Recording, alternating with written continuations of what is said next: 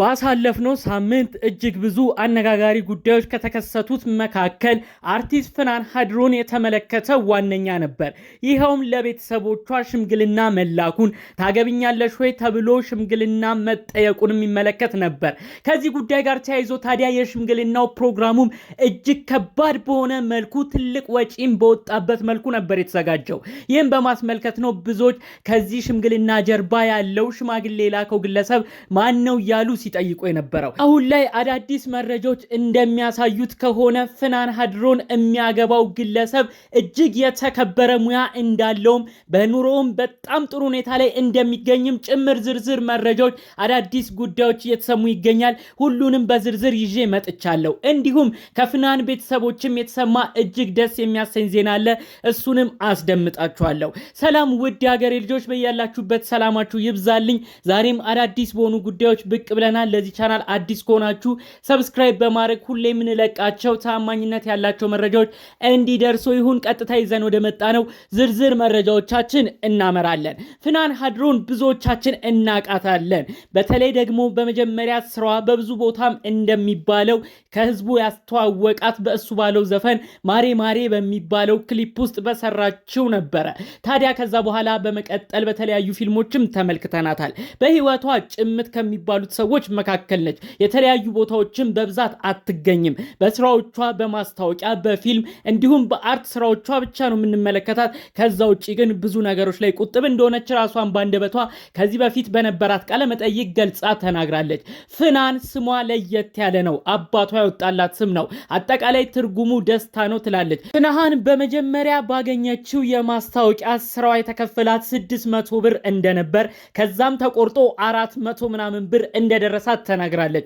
ታዲያ የረጅም ዓመት እቅዷ የረጅም ዓመት ምኞቷ እናቷን ማሳረፍ ለእናቷ የሆነ ነገር መሸፈን ነበርና ባገኘችው 400 ብር በጠቅላላው ለእናቷ አስቤዛ በመግዛት የመጀመሪያ ደሞዟን ለእናቷ እንዳዋለች ገልጻ ተናግራለች። በቤተሰቦቿ እጅግ ትወደዳለች። እሷም ለቤተሰቦቿ የተለየ ፍቅርና አክብሮት አላት። የእናቷን ስም በተለያዩ ቃለ መጠይቆች ላይ በተደጋጋሚ ሁኔታ ስታነሳ ስትጠራ እንሰማታለን። እናቴ በጥሩ እንክብካቤ በጥሩ ፍቅር አሳድጋኛለች፣ እንዲሁም በጥሩ ስነ ምግባርም አንጻ እዚያ አድርሳኛለች በማለት ስለ እናቷ ብዙ ጊዜ ከዚህ በፊት ተናግራለች። ፍናን ከሰሞኑ ታዲያ አነጋጋሪ በሆነ ጉዳይ የተመለከትናት ነበር። በተለይ ለቤተሰቦቿ ሽምግልና መላኩን ተከትሎ ነው ብዙዎች እንደ አዲስ ስሟን እያነሱ የነበረው። የሽምግልናው ሂደት ብዙዎቻችሁ አይታችሁታል ብዬ አስባለሁ።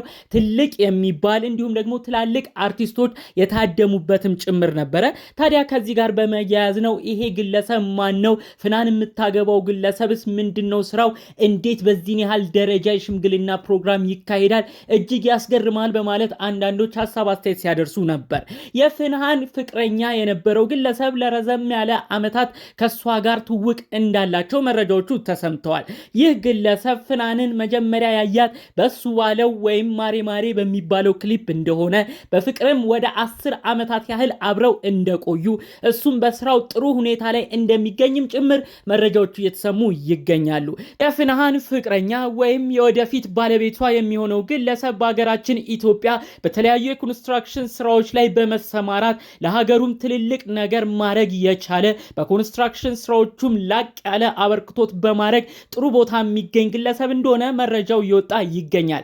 ፍናን ለቤተሰቦቼ እጅግ ክብር አለው፣ እናቴን ያከብራል፣ ቤተሰቦቼን ያከብራል፣ እጅግ የተከበረ ሰው ነው፣ ፍቅርና ክብር ያቃል ስትል ይህን ግለሰብ ገልጸዋለች። ሽምግልናው ፕሮግራም ብዙዎቻችን እንደተመለከትነው ከታዋቂ ሰዎች መካከል ሰይፉ እንግዲህ በሴቷ ወይም በፍናን በኩል በመሆን ሽማግሌዎችን ሲቀበል የተለያዩ ቃለ መጠይቆችን በማድረግ ጭምር የሽምግልና ፕሮግራሙን ሲመራ ተመልክተነዋል። ይህም የሆነው ሰይፉ ራሱ ባንደበቱ ተናግሮ ነበር። ፍናን እጅግ ማከብራት የተረጋጋች ሴት ነች። ታዲያ አንድ ጊዜ በነበረን ቃለ መጠይቅ አንቺ ካገባሽ እኔ ሽማግሌ ሆኜ ክብር እኔም ሽማግሌዎቹን ተቀብዬ እሸኝሽ አገኝሻለሁ እድርሻለሁ ብዬ ተናግሬ ነበር። ስለዚህም ነው ፍናሃን አሁን ልታገባ ስትል እኔ ሽማግሌ ለመሆን ቃሌንም ለመፈጸም በዛ ፕሮግራም የተገኘው ሲል ከዚህ በፊት በነበሩት የተለያዩ ቆይታዎች ላይ አጠቃላይ ስላለው ሁኔታ ገለጻ አድርጎ ተናግሯል። የሽምግልና ሂደቱ ብዙ አርቲስቶች ተገኝተውበታል።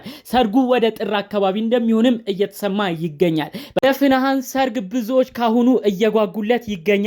ይኸውም እንግዲህ ሽምግልናውን በማየት ሽምግልናው በዚህ ያህል በትልቅ ደረጃ ከተካሄደ ሰርጉ ደግሞ ምን ሊሆን ነው በማለት ብዙዎች ካሁኑ ሊያውቁት የጓጉት ነገር ሆኗል። ከሰርጓ ፕሮግራም ጋር ተያይዞ ካሁኑ ሚዜዎቹ እየታወቁም ይመስላል። በሰርጓ የሚዜ ፕሮግራም ላይ የሚገኙት እና አርቲስት ማርታ ጎይተም እንዲሁም ሌሎች አርቲስት የስራ ባልደረቦቿ ዋና ግንባር ቀደም እንደሆኑም ካሁኑ መረጃዎቹ የተሰሙ ይገኛል። ታዲያ እንግዲህ ይህን ጉዳይ በማስመልከት ይመስላል የስራ ባልደረባ የሆኑት አርቲስት ጓደኞቿ እንዲሁም አድናቂዎቿ በኢንስታግራም በተለያዩ ገጻቸው ፍናሃን እንኳን ደስ አለሽ፣ ፈጣሪ አምላክ ደስታሽን ሙሉ ያድርገው፣ አንቺ እጅግ የተረጋጋሽ ሴት ነሽ፣ ፈጣሪ አምላክ በደስታ ያኑርሽ፣ ለቤተሰቦችሽም ክብር ያለሽ ቤተሰቦችሽንም ያከበርሽ ሰው ነሽ፣ በተለይ ለእናትሽ ያለሽ ፍቅር የተለየ ነው በማለት ብዙዎች ደስታቸውን እየገለጹላት ይገኛል። እንዲሁም ጥሩ ምኞታቸውን ከወዲሁ እያሰሟት ይገኛል።